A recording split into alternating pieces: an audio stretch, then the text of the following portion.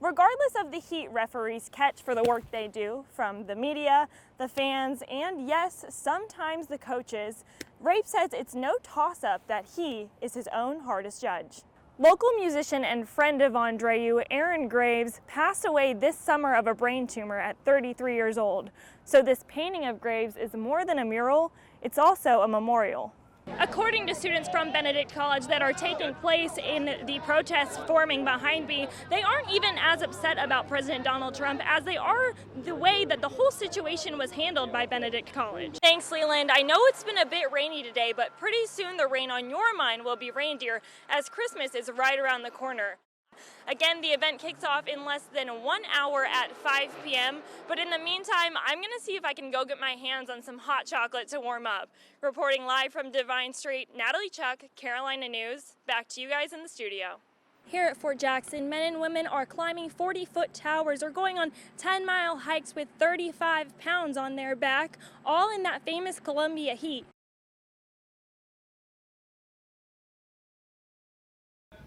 What did you say they were reading the heat category as right now? Well, my class was 1. I got heat cat 3 right now. No, you know what? Fort Jackson Drill Sergeant ALEXIA Lewis knows firsthand what it's like to suffer from heat exhaustion while training in the military. My body just felt like it was shutting down.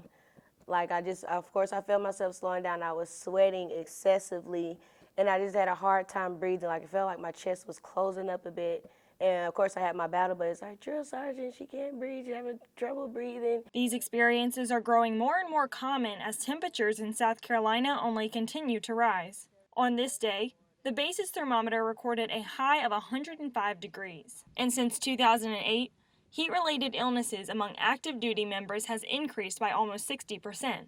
In the last 5 years, 2 bases in South Carolina have been listed in the top 10 for the most heat-related injuries, including Columbia's very own Fort Jackson. Here at Fort Jackson, men and women are climbing 40-foot towers or going on 10-mile hikes with 35 pounds on their back, all in that famous Columbia heat. Now, Fort Jackson does take caution using ice buckets to cool down. That way their troops can keep training. Second Lieutenant BRITTANY Mustybrooke reaffirms what the data shows, that Fort Jackson is only continuing to heat up. I was in South Carolina in 2012 at Fort Jackson, and I completed basic combat training here in this battalion. And I always say that the heat then in 2012, I don't remember it being that hot. And now that I'm here in 2019, it just seems significantly hotter. But the question remains, why are temperatures rising each year? University of South Carolina professor Gregory CARBONE states that evidence points to climate change. In those cases where we are essentially rolling the dice more often, that is, we have more expressions of it, then we can, in some cases, look to climate change as being the driver of these heat-related illnesses. But in war, you can't change the weather, so Fort Jackson is prepared to take the heat. Could be climate change, maybe not, but Fort Jackson's ready to tackle it whatever way it goes, so we're ready. For Carolina News, I'm Natalie Chuck.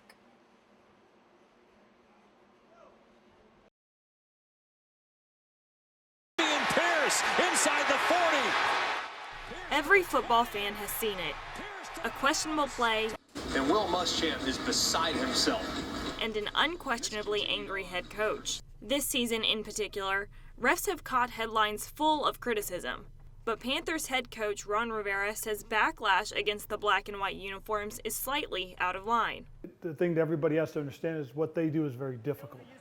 You have to make split-second decisions and then nitpicked by people that aren't doing it. And side judge Chris Rape is living proof that refs are only human. Football's not a perfect game. You know, the coaches aren't perfect with the plays they call, the players aren't perfect, you know, and the officials, I mean, we're not perfect. We try to be, but I mean, we're gonna make errors. Regardless of the heat referees catch for the work they do, from the media, the fans, and yes, sometimes the coaches, Rape says it's no toss-up that he is his own hardest judge.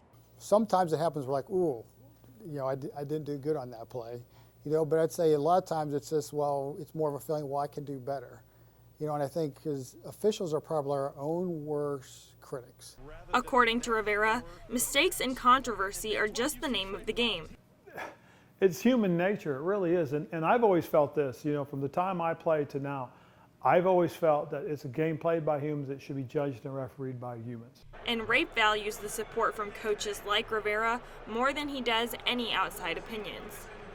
Fans, I mean, you know, if it's against their team, no matter what you do, you know, they're not going to like the call for a lot of the times. So it's more, you know, if the coaches and the players appreciate what you're doing, you know, then I think that's really all we need.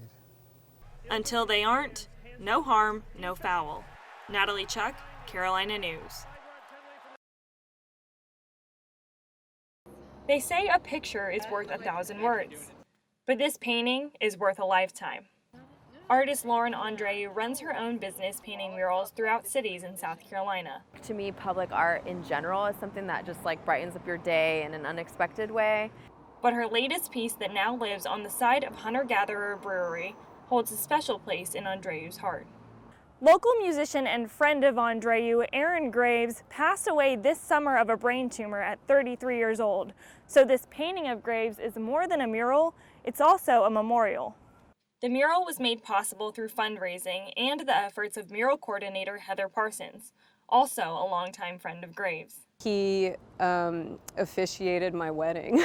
She hadn't seen the mural's progress until our interview. I hadn't really seen it since she really started just kind of putting lines up, so it's really kind of making me emotional. The image features an abundance of details from Graves' life, like a lavender whale matching the name of his band, donuts for his donut obsession, and clouds, representing Graves' sky journal. But Parsons and Andreu both made clear that the goal of the mural is to keep Graves' spirits alive. I hope that when people see it that knew him, they're just really like warmed by seeing him and like really feel inspired by like the mural that really, I think, embodies him. And I mean, people that don't know him, I hope they just feel the same thing. Aaron was a person who was known for just being super like full of love, very childlike. So that was a big part. We just want it to really like convey a sense of joy and like childlikeness. Although according to Andreu, Graves wouldn't understand what all the fuss is about anyways. If Aaron is watching, we think that he'd be kind of like bashful about us doing a mural of him. We see him as very much like this big, like amazing person and super loved, and Aaron would be totally like, what are you guys doing? The final details of the mural will be done soon. Meanwhile, Columbia is watching, waiting for the paint to dry. Natalie Chuck, Carolina News.